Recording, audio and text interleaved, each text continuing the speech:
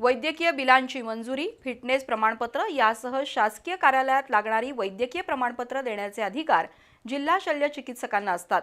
मात्र फाईलवर वजन ठेवल्याशिवाय या कार्यालयाकडून प्रमाणपत्र मिळतच नाही। काही वेळेला नियम धाब्यावर बसून अर्थपूर्ण व्यवहार करून प्रमाणपत्र दिली जातात।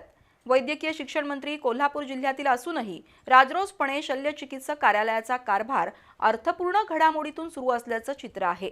त्यामुळे नागरिकांमधून तीव्र नाराजी व्यक्त होतीये। वैद्यकीय बिलांच्या मंजुरीसाठी तसंच फिटनेस प्रमाणपत्रावर अंतिम स्वाक्षरी जिल्हा शल्य चिकित्सकांची असते। मात्र या कार्यालयाकडून सहजासहजी वैद्यकीय बिल आणि फिटनेस प्रमाणपत्र मिळत नाहीत। सध्या जिल्हा शल्य चिकित्सक पदावर डॉक्टर प्रशांत वाडीकर कार्यरत आहेत।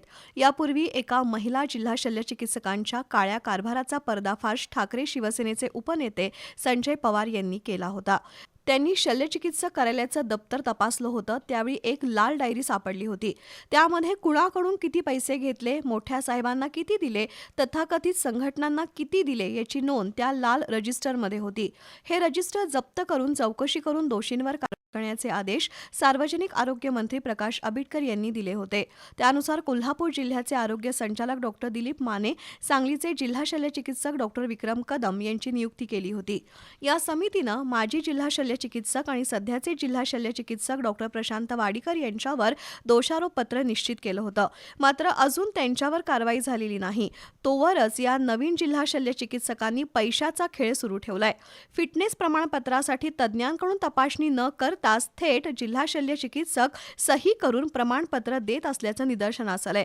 फिटनेस प्रमाणपत्र तसंच वैद्यकीय बिल आणि शासकीय कार्यालयात लागणारी वैद्यकीय प्रमाणपत्र प्राप्त करण्यासाठी शल्य चिकित्सक कार्यालयात असणाऱ्या 2 कंत्राटी कर्मचाऱ्यांकडून व्यवहार ठरवला जातो। व्यवहार पूर्ण केल्यानंतरच प्रमाणपत्र दिली जातात। अनेक दिवसांपासून हे चित्र जिल्हा शल्य चिकित्सक कार्यालयात पाहायला मिळतंय। आरोग्य मंत्री कोल्हापूर जिल्ह्याचे असूनही जिल्हा शल्य चिकित्सकांचा भ्रष्ट कारभार थांबलेला नाही।